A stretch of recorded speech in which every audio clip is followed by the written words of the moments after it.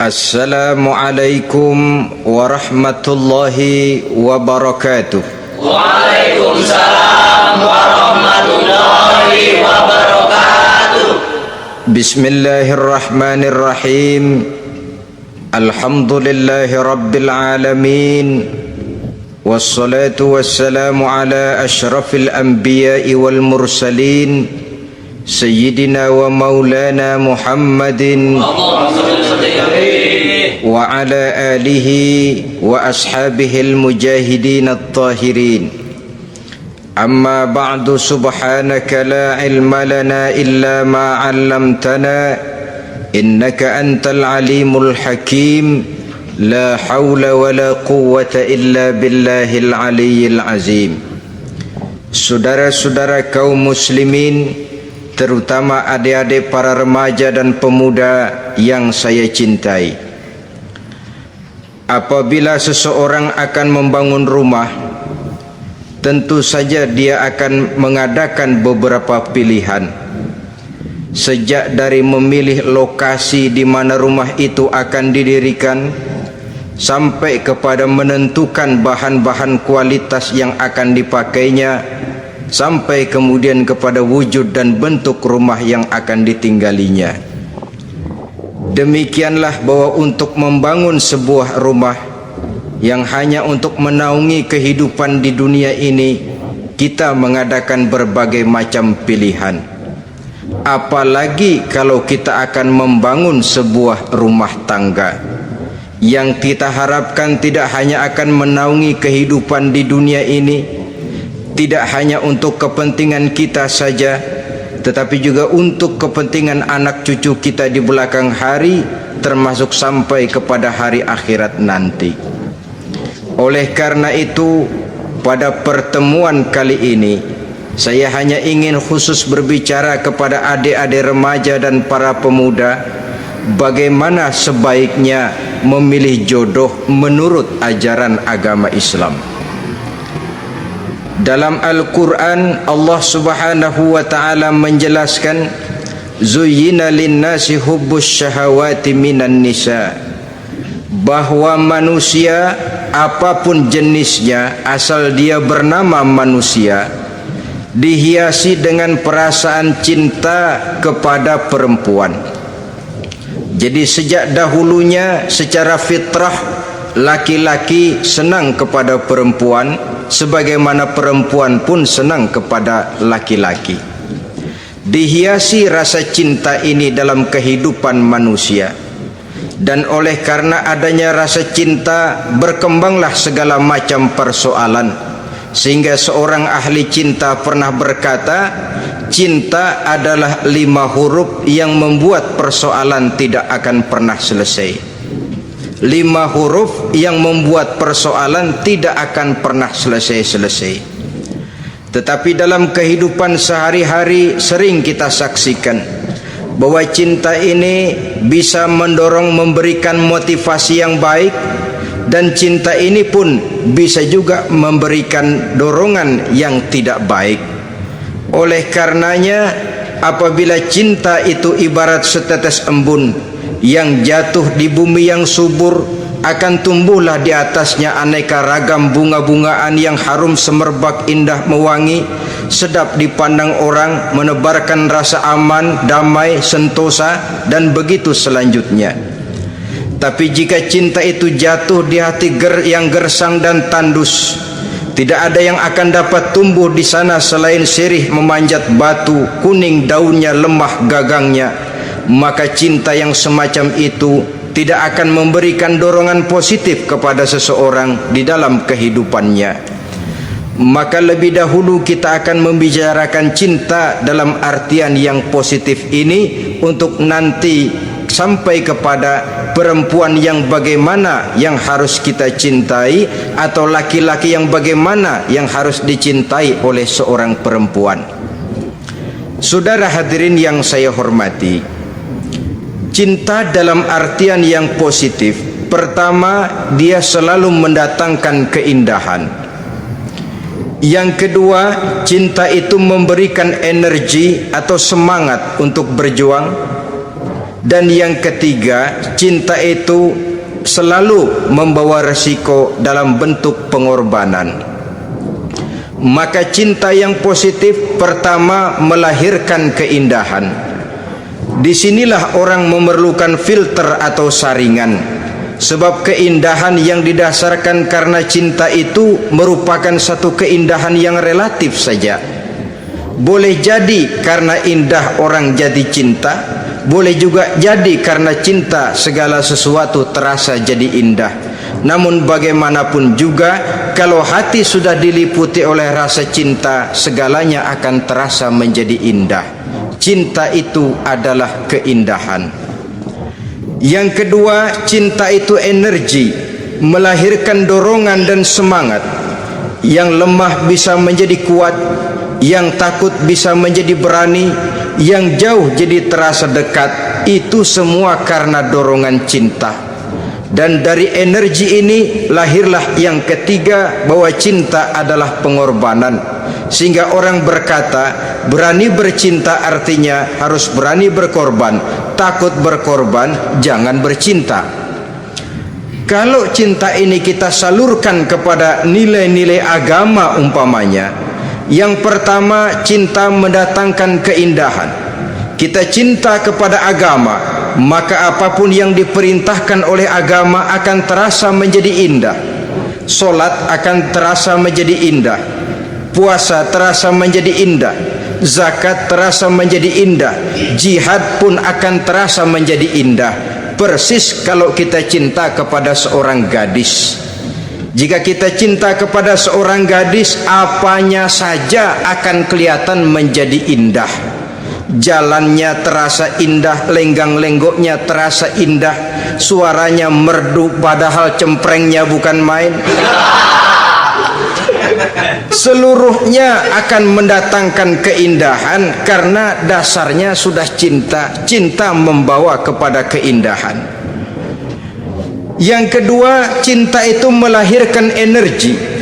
Orang yang cinta kepada agama akan lahir tenaga dan semangatnya melaksanakan ibadah, melaksanakan puasa, melaksanakan zakat, melaksanakan solat, melaksanakan haji, bahkan melaksanakan jihad sekalipun. Cinta selamanya menimbulkan energi dan semangat. Sama saja dengan kita apabila jatuh cinta kepada seorang gadis, walaupun rumahnya jauh katanya, gunung pun akan kudaki, lautan pun kuseberangi. Untuk apa itu? Untuk menemui apa yang kita cintai. Cinta selamanya melahirkan energi. Capek tidak terasa, lelah tidak terasa, semuanya tertutup oleh keindahan yang bernama cinta. Lalu yang ketiga, cinta membawa pengorbanan. Apabila kita cinta kepada agama, maka pengorbanan terhadap apapun yang diminta oleh agama, baik itu pengorbanan waktu, tenaga, pikiran, harta, bahkan pengorbanan nyawa sekalipun, kita tidak akan berat melaksanakannya karena cinta kita kepada agama yang kita anut ini. Demikian juga cinta kita kepada seorang perempuan akan membuat kita rela berkorban apapun yang dia minta. Jangankan kita tidak mampu, jangankan kita mampu, kita tidak mampu sekalipun, kita masih berusaha untuk mampu guna memenuhi tuntutan si buah hati belahan jantung. Kadang-kadang malam minggu si doi ngajak nonton, umpamanya duit tidak ada, gajian belum, kerja enggak, timbullah inisiatif, entah sepatu kita jual ke tukang loa, entah celana mampir dulu ke tempat lain. Yang penting kita berkorban untuk memenuhi permintaan si buah hati belahan jantung. Ketika itu pengorbanan sudah tidak kita rasakan lagi. Bahkan pengorbanan yang paling pedih sekalipun, dalam gurau, dalam bercanda misalnya, dicubit kita oleh kekasih kita, pedih bukan main, terkelupas kulit, mengalir darah, bukan nangis, nyengir. malah kadang-kadang minta tambah dicubit lagi. Itulah romantikanya cinta, sanggup membuat orang berkorban, melahirkan energi dan semangat, menambah keindahan dalam kehidupan sepanjang dia dalam artian yang positif. Kalau demikian masalahnya, di dunia yang penuh dengan perbenturan nilai sekarang ini, orang sering salah jalan bagaimana memilih jodoh untuk membangun rumah tangga yang bahagia. Jangan lupa bahwa membangun rumah tangga ini bukan hanya untuk 1-2 bulan, bukan hanya untuk 1-2 tahun, bahkan bukan cuma untuk kehidupan dunia. Lebih daripada itu pun untuk menunjang kebahagiaan di akhirat. Oleh karenanya, memilih jodoh bukan satu hal yang mudah, bukan satu hal yang bisa dilaksanakan sambil lalu, tetapi memerlukan penelitian, memerlukan pengamatan yang mendalam. Apa petunjuk agama tentang itu?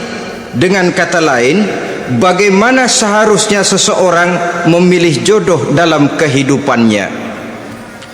Ini tentu saja sumbangan moral buat adik-adik remaja dan para pemuda yang lagi kebingungan memilih jodoh, atau barangkali buat bapak-bapak yang kepengen nambah lagi.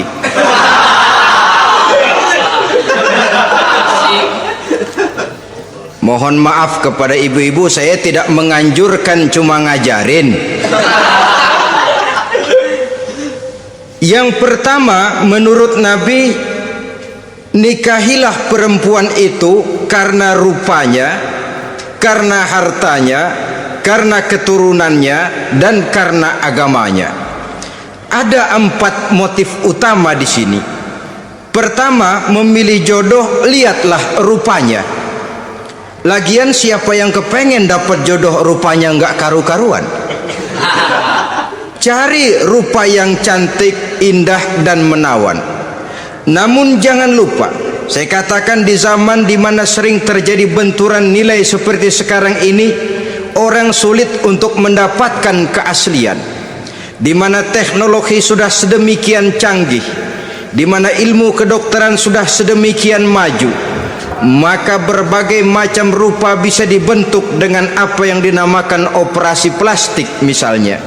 Yang pesek bisa dibikin mancung, kuping yang kelebaran bisa dibikin sedang, pipi yang kembung sebelah bisa dibikin rata, janggut yang tidak menarik bisa dibikin bak lebah bergantung katanya.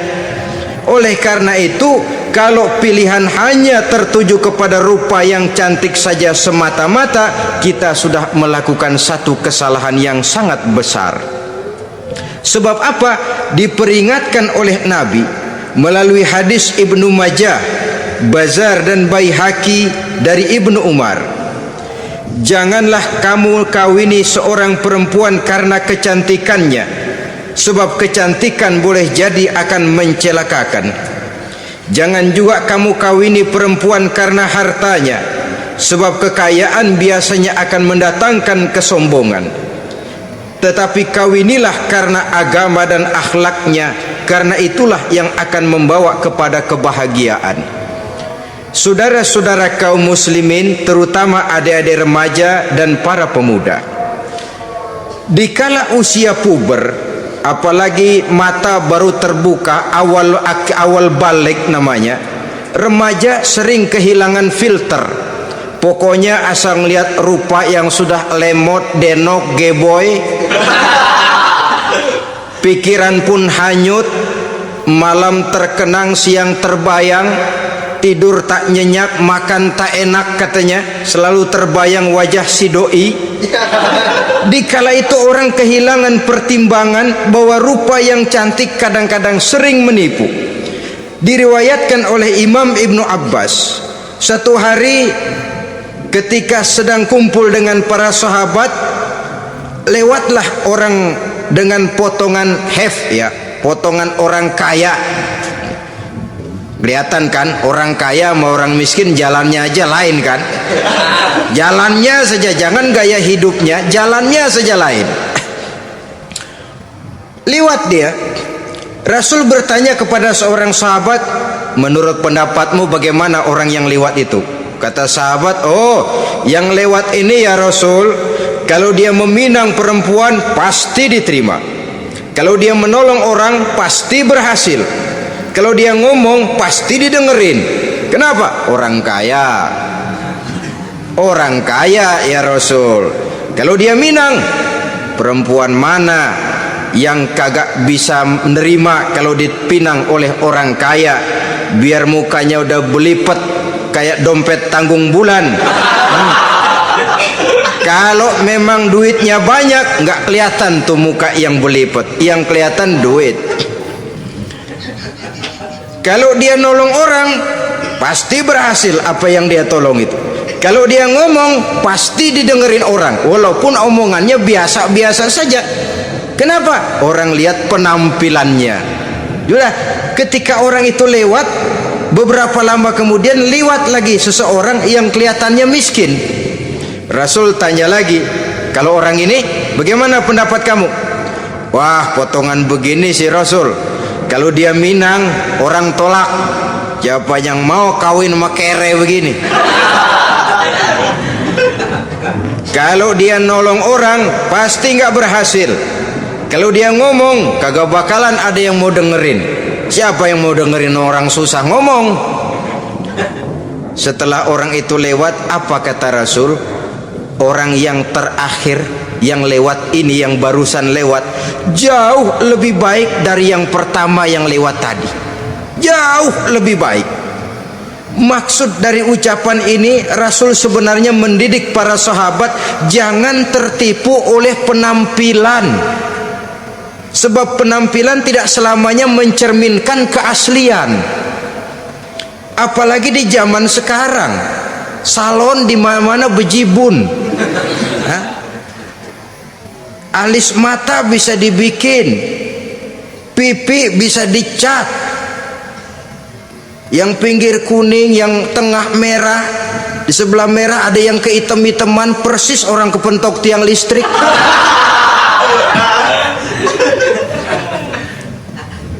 Kecantikan yang artifisial, kecantikan yang bukan alami. Karena itu silakan saja cari, tapi jangan terpaku sampai di situ. Sebab kecantikan di samping dia mudah berubah oleh pergeseran masa dan pertukaran waktu, ternyata penampilan tidak selamanya mencerminkan keaslian. Lain hari seorang sahabat pernah mengadu, "Ya Rasul, ada apa? Inna imraati la turaddu yadul lamis." Ya Rasul, istri saya tidak pernah menolak tangan orang laki yang menjamahnya, mengajak salaman kepadanya. Apa jawab Rasul? Ceraiin aja. Tapi hati saya berat ya Rasul, saya cinta betul sama dia. Ya kalau hatimu berat, jaga dia baik-baik. Nah, dari riwayat ringkas ini kita ambil satu perbandingan. Memang punya istri berwajah cantik itu kadang-kadang si malakama kalau imannya tidak kuat. Si malakama, kita diemin aja, binal, makan hati, nggak aman, nggak tentram. Jangan-jangan saya berangkat ke kantor dia ngompreng. Buah si malakama seperti orang tadi, ya Rasul, istri saya kelihatannya sebenarnya tidak negatif, maksudnya ini cuma bersalaman tapi terlalu ngobrol. La turaddu yadul lamis, tidak pernah menolak orang yang ngajak salaman, ya sekedar salaman. Tapi kan awalnya dari salaman, kalau sudah salaman kan strum bisa ngederdet dari tangan situ. Kata Rasul sederhana saja, ya kalau memang begitu ceraiin. Saya nggak kuat Rasul, saya cinta betul sama dia. Kalau kau tak kuat berpisah dengan dia, jagalah dia baik-baik, ajar, didik, tanamkan rasa keagamaan di dalam hatinya. Saudara-saudara kaum muslimin, jadi rupa yang cantik tanpa didasari oleh nilai-nilai agama akan membuat seorang suami di rumah tangganya seperti si malakama,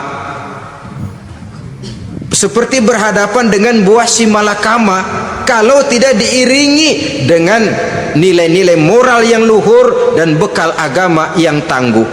akan pergi jauh dari rumah rasanya tidak aman, sedangkan di rumah saja siapa yang akan mencari nafkah? Dan begitu selanjutnya.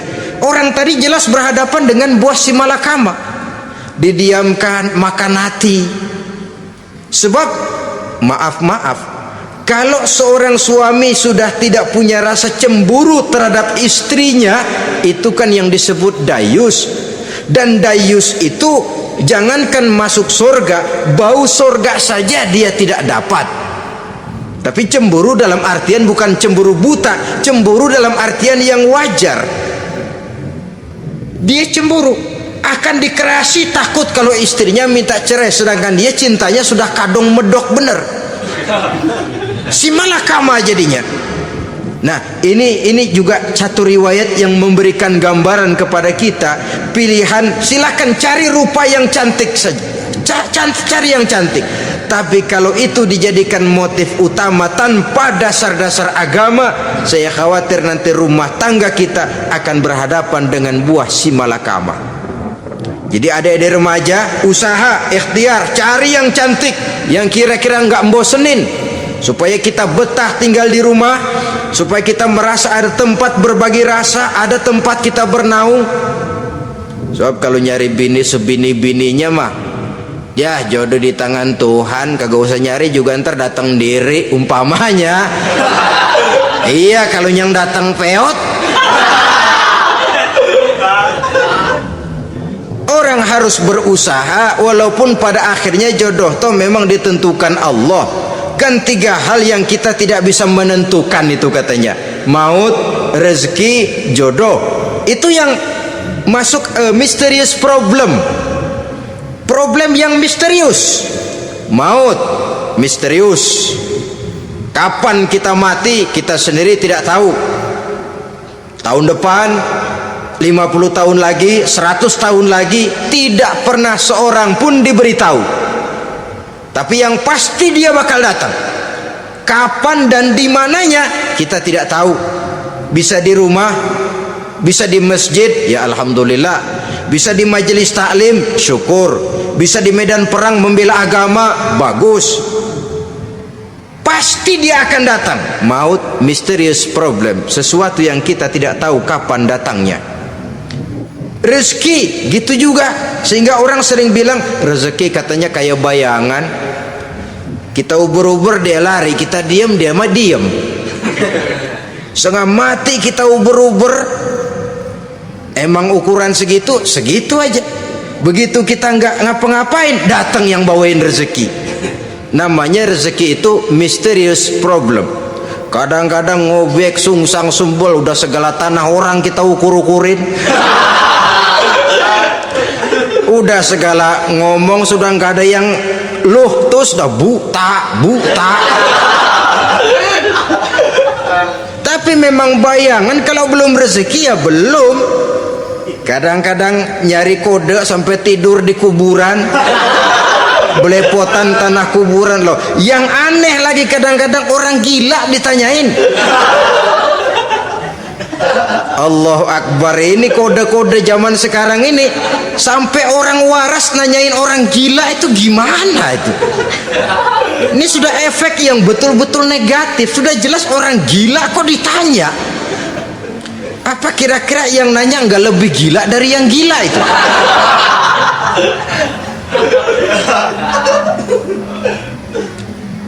Saudara-saudara kaum muslimin, terutama adik-adik remaja dan para pemuda, jadi silakan saja cari rupa yang cantik, karena dia akan jadi tautan hati, buah hati belahan jantung, tempat kita berbagi rasa, tempat kita pulang dan tinggal di rumah tangga kita. Tapi hendaknya kecantikan rupa itu diiringi juga dengan kecantikan budi.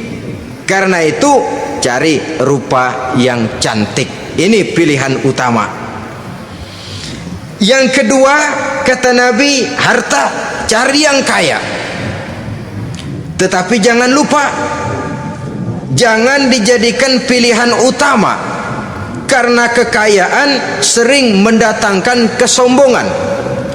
Apalagi kalau seorang pemuda mendapat istri orang kaya. hidupnya dimodali oleh istrinya, maka biasanya wibawanya sebagai seorang suami akan hilang. Akhirnya komando di tangan istri. Dikala itulah suami tidak lebih daripada prajurit yang taat kepada komando istrinya. Padahal menurut konsep Quran, ar-rijalu qawwamuna 'alan nisa, laki-laki diciptakan sebagai pembimbing bagi perempuan. Kalau nanti suatu saat terjadi benturan, sedangkan modal diberikan oleh istri, terjadilah pengungkitan. Kata istrinya apa? Lu jangan bertingkah, lu kan kawin sama gue modal lu kolor doang.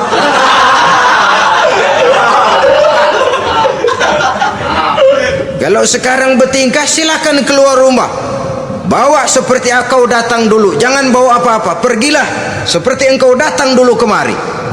Hilanglah wibawa seorang suami. Suami kalau udah digentak sama istri begitu, ngelempuruk kayak ayam sampar.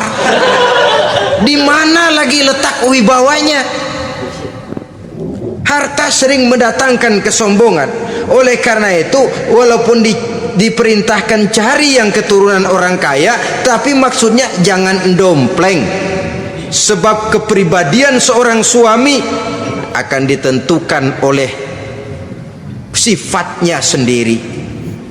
Keberadaannya ditentukan oleh karya dan perbuatannya sendiri. Itulah yang akan menampilkan kepribadian dia dalam kehidupan di masyarakat ini. Saudara-saudara kaum muslimin, terutama adik-adik remaja dan para pemuda, kan kadang-kadang di zaman sekarang kan kelas-kelas gigolo, playboy ya, nyari tante-tante kesepian, mejeng-mejeng di pinggir-pinggir jalan dengan harapan apa? Ya barter lah, tukar tambah. Nah, supaya dapat rokok, dibelikan pakaian, motor dan sebagainya. Tapi yang jelas hilang harga diri sebagai laki-laki, dan itu yang paling mahal. Kalau seorang laki-laki sudah kehilangan harga diri, apalagi yang bisa dibanggakan dalam kehidupan ini? Apa artinya naik mobil kalau kepala tertunduk ke bawah? Apa artinya jalan di tengah masyarakat kalau kita tidak bisa menengadah dengan satu kebanggaan? Hilangnya harga diri merupakan kehancuran awal dari sebuah pribadi yang untuk jangka panjang kita tidak akan bisa lagi berbuat banyak. Tanpa harta orang memang sulit untuk bahagia, tapi harta semata-mata bukan merupakan jaminan bahwa orang lantas akan bahagia. Saya barangkali harus berkata, banyak orang miskin yang kaya, tapi tidak sedikit orang kaya yang miskin. Saya ulangi ini, banyak orang miskin yang kaya, tetapi tidak sedikit orang kaya yang miskin. Nah, bagaimana pengertiannya? Orang miskin yang kaya, materinya sederhana, peralatan rumah tangganya sederhana, tapi hatinya kaya. Oleh karena hatinya kaya, jiwanya lapang. Sebaliknya, orang kaya yang miskin, di tengah kelimpahan materi yang berlimpah, segalanya serba ada, hatinya yang miskin. Kelimpahan materi tidak akan sanggup mengobati kemiskinan hatinya, sehingga di tengah kehidupan yang serba ada, dia masih merasa kurang, maka dia tidak pernah cukup. Di tengah kemilauan dan gemerlapan serta glamornya rumah mewah, dia merasa hidup di tengah gurun pasir yang gersang dan tandus. Karena itu, biarlah miskin harta tapi kaya budi, daripada kaya harta tapi miskin budi. Lebih utama lagi kaya harta, kaya budi. Itu idealnya. Dasar pilihan ketiga sesudah rupa dan harta menurut Nabi, keluarga. Faktor keturunan sangat menentukan. Pepatah mengatakan buah apel akan jatuh tidak terlalu jauh dari pohonnya. Biasanya kalau bapak kalong, anak kampret. bapak nyolong, anak nyopet. Itu fotokopi. Saudara-saudara, sungguh pun demikian, faktor keluarga bukan merupakan yang paling dominan, karena segalanya memang bergantung kepada hidayah dari Allah Subhanahu wa ta'ala. Kalau hidayah datang, bisa saja anak maling bisa jadi kiai. Kalau hidayah datang, bisa saja anak nabi malah ikut bersama orang-orang kafir. Pada akhirnya orang mau besar atau tidak bukan dengan jalan menyempeng kepada keturunan orang lain, tapi ditentukan oleh kepribadian dirinya sendiri. Tidak bisa kita menjadi besar dengan menyebut kebesaran orang lain.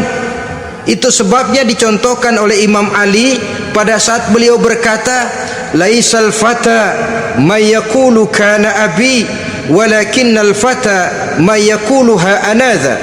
Anak muda yang gentleman adalah anak muda yang berani berkata, inilah saya, bukan anak muda yang membanggakan leluhurnya.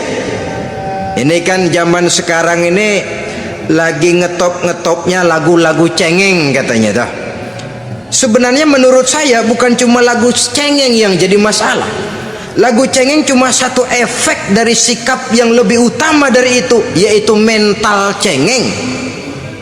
Kalau mental sudah cengeng, apapun yang kita lakukan akan jadi cengeng. Tidak cuma lagu, kebudayaan yang lahir akan kebudayaan cengeng. Jadi pengusaha cengeng, jadi pejabat cengeng, jadi kiai cengeng. Kenapa? Mental cengeng. Di antara mental cengeng itu apa? Mengandalkan fasilitas atasan. Kalau tidak ada fasilitas dari atas, lantas tidak bisa berbuat apa-apa, cengeng. Menjadi besar bukan karena karier pribadi, tapi karena nasib katrolan. Itu pun termasuk mental cengeng. Sedikit gagal, bagaimana sedikit jalan buntu, sedikit deadlock, lu ngapain lu melulu? Saudara hadirin yang saya hormati, jadi lebih penting dari sekedar lagu-lagu cengeng, saya malah lebih suka bicara mental cengeng ini. Mental yang cepat putus asa, mental yang tidak mau mengeluarkan usaha maksimal, mental yang hanya mengandalkan fasilitas, sedangkan pribadinya tidak lebih daripada pribadi sumuhun dawu, pribadi kulon nuwun, pribadi kumaha juragan wae, pribadi oke bos, pribadi asal bapak senang. Bukankah itu semua merupakan cermin dari mental-mental yang cengeng, yang untuk jangka panjang tidak akan pernah menguntungkan daripada pembangunan bangsa dan negara yang kita cintai ini? Seseorang mau besar atau tidak bukan dengan jalan menyempeng kepada kebesaran orang lain. Bahkan Syauqi dalam sebait syairnya yang lebih tegas mengatakan, wa syarrun nasi zu khumulin iza fakhartahum zakarul jaduda wa syarrun nasi wa khairun nasi zu syarafin qadimin aqama li nafsihi syarafan jadida. Generasi yang paling jelek adalah generasi pemalas. Kalau kelihatan orang lain lebih hebat dari dia, disebut-sebutnya kebesaran nenek moyangnya. Dia sendiri nggak punya prestasi apa-apa, kerjanya cuma ngandeli kerjanya cuma menggelayuti fasilitas orang tuanya. Tanpa itu dia tidak akan punya nilai dan harga sama sekali. Ini generasi paling jelek. Kalau orang lain kelihatan lebih hebat, dia sebut nenek moyangnya. Lo sih belum apa-apa, lo baru kopral lo. Engkong gua no, komandan Hansip. Engkong. Engkongnya yang disebutin. Dia sendiri tidak punya prestasi apa-apa. Jadi silahkan saja cari gadis dari keturunan keluarga yang baik-baik, tapi jangan jadikan tendensi utama, jangan dengan niat untuk menyempeng kepada kebesarannya, tapi paling tidak dengan niat agar mudah-mudahan dari benih yang baik ini akan lahir keturunan-keturunan yang baik pada akhirnya nanti. Itu yang kita harapkan. Bukan lalu dengan pertimbangan, weh mertua gue bos nih, kali aja begitu gue kawin dia mampus. Ini semua warisan kan jatuh kemari semua. Kalau itu niatnya sudah jelas salah. Kita mencari perempuan dengan keturunan-keturunan yang baik dengan berharap agar anak-anak kita nanti yang akan merupakan benih cucunya akan melahirkan kebaikan-kebaikan seperti leluhurnya dulu. Saudara, pilihan yang keempat kata Nabi, agama. Ini yang paling inti. Kenapa? Agama itu motivasinya moral. Di sini segalanya ditentukan. Rupa yang baik, harta yang banyak, keluarga yang luhur. Kalau sudah dilandasi oleh agama yang rapuh, bahkan tidak beragama sama sekali, ketiga hal di atas tadi hanya akan mendatangkan malapetaka. Sekarang kan kita tertipu oleh penampilan, padahal penampilan belum tentu kenyataan. Di jalan-jalan kita akan lebih terpesona melihat gadis pakai miniskirt di atas lutut ketimbang kita melihat gadis-gadis yang pakai jilbab. Kalau sudah pakai jilbab keliwat, yang usil banyak banget, bau sorga nih. Bau sorga katanya. Tapi kalau sudah yang pakai miniskirt itu yang lewat, itu dari ujung ke ujung mata kagak mau kedip, laler nemplok di mata kagak dirasain. Kita terpesona oleh penampilan zahir, padahal penampilan belum tentu memantulkan hal yang sebenarnya. Tapi memang itulah watak manusia. Watak manusia, saya katakan manusia tanpa kecuali. Tetapi bergantung kepada pemikiran jangka pendek atau jangka panjang. Kalau jangka panjang yang kita pikirkan, ya tentu kita tidak akan mudah terpesona oleh hal yang zohir. Sampai-sampai Quran sendiri mengatakan budak yang hitam legam tapi beriman itu lebih baik daripada orang-orang musyrik walaupun cantik, denok, lemot, geboy. Ada lagi nggak bahasa yang lebih dari itu? Cantik, denok, lemot, geboy, bahenol, nerkom, tapi kafir masih lebih baik budak yang hitam legam sekalipun kalau dia beriman. Kenapa? Rumah tangga untuk jangka panjang. So itu Islam tidak membolehkan kawin campuran dengan lain agama. Walaupun ada ayat yang mengatakan boleh kawin dengan ahlul kitab, tapi sebagian mufassir menjelaskan bolehnya kawin dengan ahlul kitab itu dalam kondisi darurat. Dalam kondisi normal tidak bisa. Kenapa? Kalau sudah berlainan agama akan terjadi kerancuan rumah tangga untuk jangka panjang.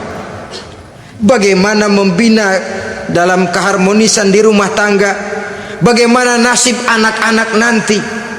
Kadang-kadang ada keluarga, kami sih keluarga modern, anak-anak kami berikan kebebasan untuk milih agama apa saja. Bapaknya Islam, istrinya Kristen, anaknya ada yang Hindu, Buddha. Bagus nih, keluarga pecel namanya. Bagaimana keluarga modern bisa seperti itu? Padahal seorang suami bertanggung jawab di hadapan Allah. Dia akan ditanya tentang istrinya, dia akan dimintakan pertanggungan jawab tentang anak-anaknya. Kalau istri kita berlainan agama, mungkin terjadi pengkaplingan. Pokoknya kalau anak perempuan ikut ibu, anak laki ikut bapak. Administrasi dunia bisa begitu, tapi akhirat pertanggungan jawab di hadapan Allah. Bisakah kita, sorry aja Tuhan emang janjinya begini? Saudara hadirin yang saya hormati, oleh karena itu budak legam hitam kalau beriman masih lebih baik daripada orang-orang yang tidak beriman walaupun cantik dan mempesona. Kenapa? Ini faktor agama. Ya buat 1-2 bulan bisa terwujud rumah tangga yang tentram. 2-3 tahun mungkin masih bisa bertahan, tapi sampai kapan? Sampai kapan itu akan terwujud? Pada akhirnya akan muncullah dilema yang akan sulit buat diatasi. Oleh karenanya motif agama dijadikan stres oleh Nabi. Fasfar bizatiddin taribat yadak. Pilih agama sebagai titik sentral, sebagai pilihan utama. Kalau agamanya kuat, walaupun rupanya sederhana, tapi karena nilai agamanya kuat, dia bisa menyenangkan hati suaminya. Dia bersolek untuk kepentingan suaminya. Dia taat kepada suaminya. Harta, dia anak orang kaya untuk membantu perjuangan suaminya. Tapi kalau tidak ada modal agama, rupa yang cantik bisa menyengsarakan suami. Apalagi kalau suami kere, istrinya sudah cantik, kaya ataupun tidak kaya, kadang-kadang udah suaminya suruh ngempuk di rumah, bininya yang kerja. Ya kalau kerja mendingan kalau dikerjain itu.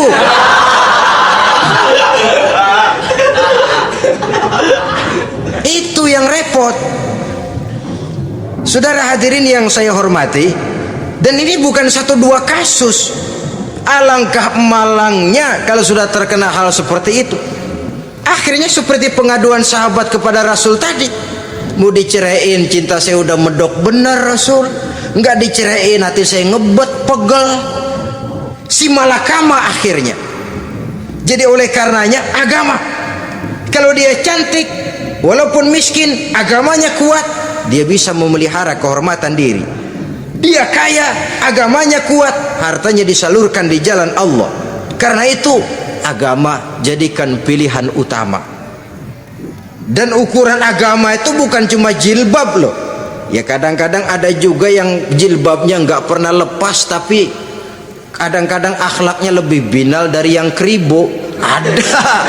Ada cuma sekedar kamuflase saja, itu pun penampilan, sekedar penampilan saja. Cuma dari segi aurat ya memang lebih baik dan lebih utama, dan saya kira lebih mengundang penasaran toh.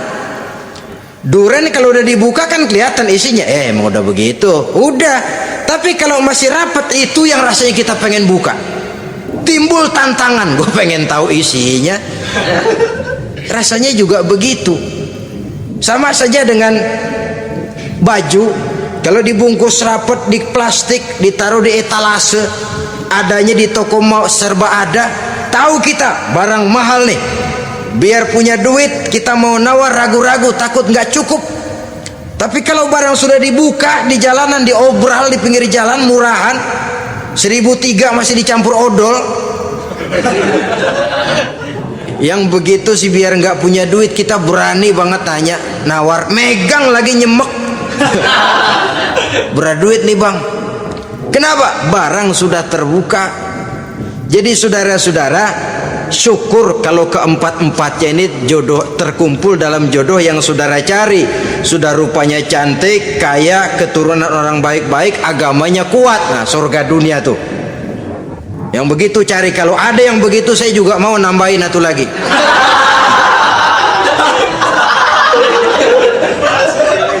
Tapi yang kumpul keempat-empatnya ini terus terang saja langka, makhluk langka ini. Kadang-kadang cantik, kaya, keluarganya hebat, agamanya nol, akhlaknya kayak setan. Tapi yang paling celaka kalau empat-empatnya kagak ada, rupanya jelek, melarat, bapaknya biang maling, kagak beragama lagi. Apanya yang mau dipilih? Mampus saja mendingan. Sudah nggak ada pilihan sama sekali tuh. Sudah nggak ada pilihan sama sekali. Saudara hadirin yang saya hormati, terutama adik-adik remaja. Nah, lalu apa motivasi agama dalam pembinaan ini apa? Agama ini kan memberikan contoh bahwa perempuan yang baik itu, yang kita ingin jadikan dia sebagai ideal dalam pencarian jodoh, tandanya 3. Iza ra'aitaha sarratka, kata Nabi. Kalau dipandang dia bisa menggembirakan kamu. Kan ini yang penting buat seorang suami. Kalau saudara nanti jadi suami, punya istri yang jadi partner setia mendampingi suaminya. Kalau dilihat nggak bosenin. Kenapa? Dia berdandan untuk nyenangin hati suaminya, nggak bosenin. Kan kadang-kadang ada bini kalau kita pulang demek aja fotonya.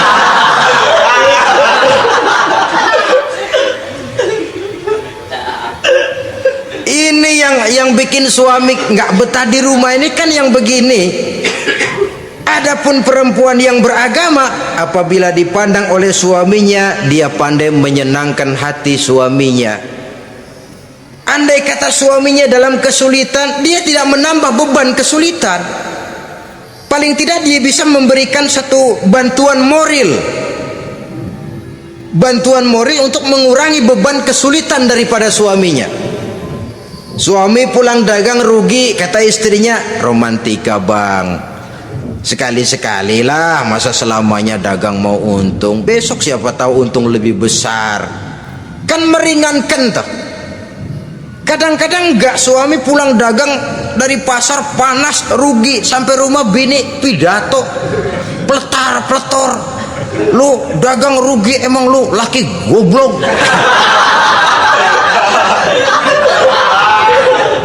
Sudahlah, di pasar rugi, di rumah digoblok-goblokin. Ini nanti kena penyakit broken home yang begini ini.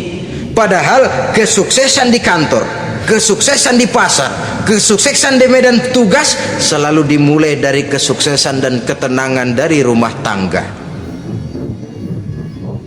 Dia berhias untuk kepentingan suaminya, tidak terlalu berlebihan. Dan suaminya pun pandai menghargai istrinya dengan kata-kata yang menimbulkan gairah dan semangat. Melihat istrinya bersorak, kamu makin cantik saja. Jangan juga kadang-kadang suami ketus, ngelihat dasu pulang kantor, lihat suaminya, istrinya dandan rapi, tumben lu mau bekasin apa? Mau bekasin katanya. Artinya apa ini? Pandai mengembirakan, bisa tenggang rasa, bisa berbagi rasa, sehingga suami merasa ada tempat dia bertukar pikiran, ada tempat dia membicarakan persoalan. Dialog dalam kehidupan berumah tangga itu sangat diperlukan. Iza ra'aitaha sarratka, kalau dipandang dia sanggup mengembirakan kamu. Dikasih uang 500 senyum, 5.000 pun ketawa, menggembirakan. Dia bisa taruh kata hatinya kesel, tapi mulutnya senyum. Nah ini yang sulit ini, senyum tapi kesel, kesel tapi senyum. Kadang-kadang istri itu kan kalau sudah kesel, suami pulang nggak bisa dia menyembunyikan kekesalannya. Dari jauh suami sudah lihat ini yang nyambut, ini bemo ini. Udah monyong, serem. Saudara hadirin yang saya hormati, yang kedua, bila diperintah dia taat. Ini pengaruh agama.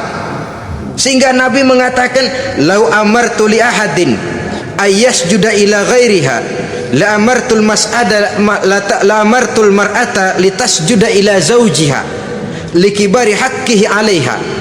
Andai kata saja boleh aku memerintahkan manusia untuk sujud kepada sesama manusia, pastilah aku perintahkan perempuan untuk sujud kepada suaminya. Kenapa? Karena besar hak suaminya kepada dirinya. Untung sujud kepada manusia tidak boleh. Andai kata boleh, perempuan disuruh sujud sama suaminya. Ini tidak perlu sampai sujud, cium tangan saja minta ridho suami. Kadang-kadang perempuan sekarang berat, paling banter setahun sekali lebaran doang. Laki pulang sembahyang tubruk, cium tangan minta redo, nangis segala macam. 3 hari habis lebaran beras habis, monyong aja lagi.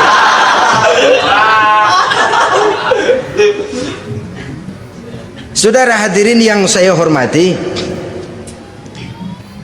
yang ketiga, akibat pengaruh agama, dia sanggup memelihara kehormatan diri dan sanggup menjaga harta suaminya. Memelihara kehormatan diri baik pada saat suaminya di rumah atau pada saat suaminya tidak ada di rumah. Satu riwayat, Seorang sahabat akan pergi perang jihad di fi sabilillah. Ketika mau berangkat dia bilang kepada istrinya, saya mau berangkat perang. Kalau saya belum pulang kamu jangan keluar rumah. Baik bang. Pergi istrinya, pergi suaminya jihad.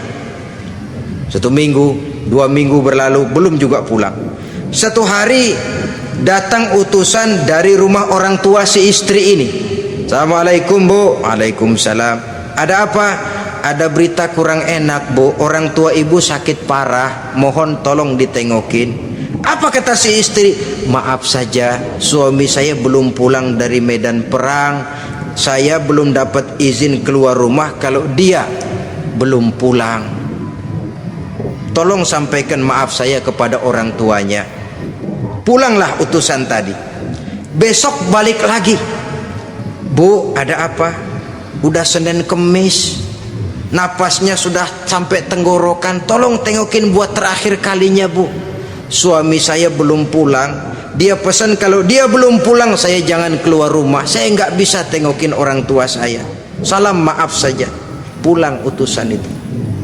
Besok balik lagi. Bagaimana? Sudah meninggal bu. Mau dikubur, tengokinlah buat terakhir kalinya. Suami saya belum pulang. Saya belum berani keluar rumah kalau suami saya belum pulang. Itu janji saya sama suami saya. Pulanglah utusan ini ngadu kepada Rasulullah sallallahu alaihi wasallam.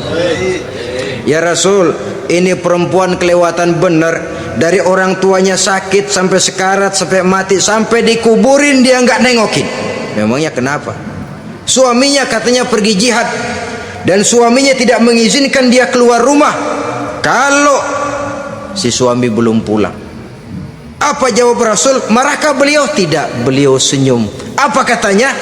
Dosa orang tua yang meninggal ini telah diampuni oleh Allah karena dia punya anak perempuan yang begitu taat kepada suaminya.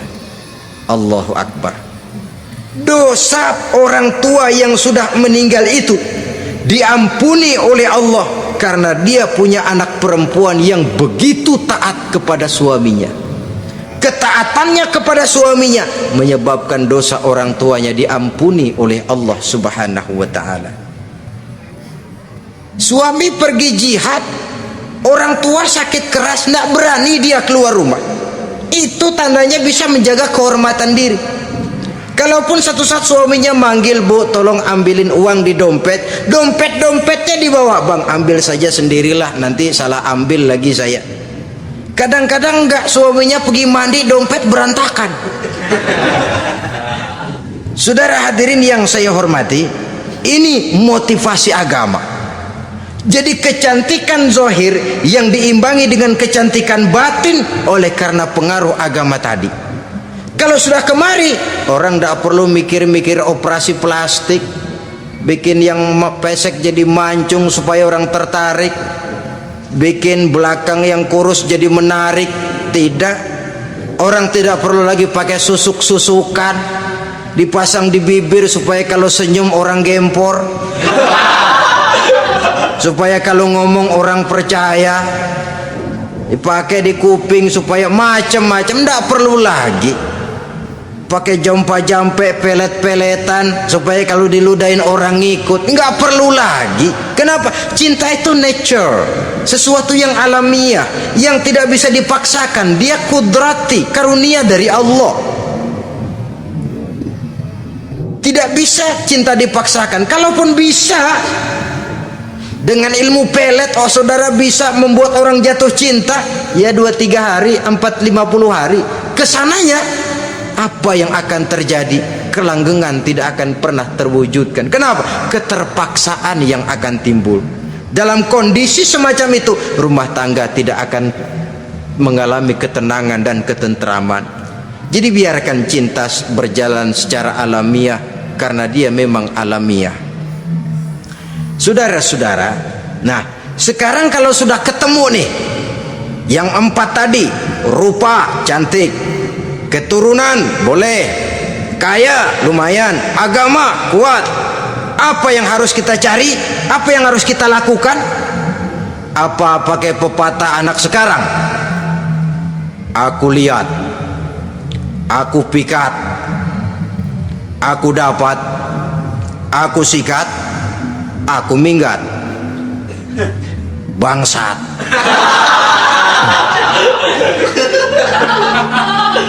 Itu kan ada moto cinta kilat begitu tuh. Cinta kilat katanya. Aku lihat, aku pikat, aku dapat, aku sikat, aku minggat. Bangsat. Atau kita harus hanyut dalam arus free love, free sex, summon living, eksperimen dulu? Tidak. Islam mengajurkan kalau memang seret, nah ini rasanya ini nih, mantap gue nih. Apa yang diajarkan oleh Islam selanjutnya? Meminang, saudara-saudara. Meminang adalah langkah awal untuk mengikat tali pernikahan.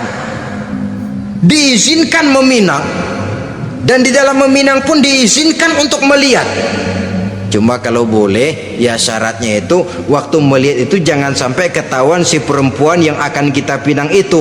Untuk apa kita meminang? Pertama, untuk yakin bahwa perempuan yang kita inginkan ini sudah kumpul syaratnya, itu tidak ada cacatnya.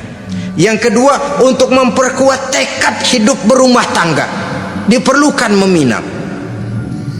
Adapun adat itu berbeda, tapi bahwa konsep meminang itu dalam Islam ada, itu jelas. Ya kalau mesti bawa pisang raja, pakai roti buaya, pakai martabak segede ban mobil truk segala macam, itu adat saja ya. Tapi yang real meminang itu ada dalam Islam. Nah, bagaimana adab meminang? Setelah kita tahu anak ini cantiknya ya, keturunan baik ya, kekayaannya lumayan, agamanya kuat, pinanglah dia. Caranya boleh lihat langsung kalau bisa tanpa setahu si perempuan. Dan batas yang boleh dilihat itu muka dan tangan, itu saja. Jadi jangan gerusak. Minta permisi Pak, saya mau ngelihat anak bapak seutuhnya, soalnya buat saya ini nanti. Apanya aja dibedolin, jangan. Kira-kira yang boleh itu muka sama tangan. Andai kata kita risih, sebab nanti kalau nggak jadi akan jadi timbul rasa malu dan si perempuan juga kasihan. Boleh mengutus perempuan yang kita percaya. Coba kau ke sana, lihat kondisinya yang sebenarnya bagaimana. Kalau ngelihat dari jauh sih utuh, siapa tahu nanti tangannya kurang sebelah. Coba lihat sana. Saudara-saudara, kemudian boleh juga ditanyakan kepada orang tuanya. Dan dalam hal ini orang tua si gadis tidak boleh menyembunyikan aib atau cacat yang dimiliki oleh anaknya. Dia harus menceritakan apa adanya, sampai pun kekurangan anaknya yang paling kecil sekalipun. Sebab apa? Jangan sampai istilah pepatah beli kucing dalam karung. Kedengeran suaranya doang meong-meong, begitu dibuka tuh kucing gempor sebelah kakinya nggak ada. Kan tentu kita tidak kepengen kecewa di belakang hari. Itulah perlunya meminang sebagai jembatan untuk menuju kepada pernikahan. Nah, dengan demikian, kalau sudah usaha meminang ini dilaksanakan, jangan merasa sudah setengah resmi. Ini yang kadang-kadang jadi penyakit. Malah sesudah meminang harus masing-masing lebih menjaga diri, menjaga kehormatan, menjaga pergaulan. Kenapa? Agar saat memasuki jenjang pernikahan nanti merupakan jenjang yang sangat ditunggu-tunggu. Ada rasa keinginan tahu. Kalau tidak, ya udah biasa, nggak giroh lagi ngadepin perkawinan. Kenapa? Kemarin-kemarin gue udah cobain. Hilang gairah lagi. Sebab itu kalau sudah meminang, jangan merasa sudah setengah halal. Udah minang ini Kadang-kadang orang tua juga konyol. Sudah dipinang, diumbar. Lu bawa kemana kayaknya lu udah pinang. Padahal meminang itu cuma langkah awal. Sedangkan selanjutnya harus lebih berusaha menjaga kehormatan diri sampai pada saat nanti pelaksanaan pernikahan. Nah, saudara-saudara, terutama adik-adik remaja dan para pemuda, walaupun agak sekilas memang karena terbatasnya waktu pada pertemuan ini, mudah-mudahan bisa memberikan gambaran yang sepintas tentang bagaimana sebaiknya kita memilih jodoh di dalam membina rumah tangga yang bahagia. Semoga ada manfaatnya. Terima kasih atas segala perhatian. Mohon maaf atas segala kekurangan. Usikum wa nafsi bitaqwallah. Wassalamualaikum warahmatullahi wabarakatuh. Waalaikumsalam.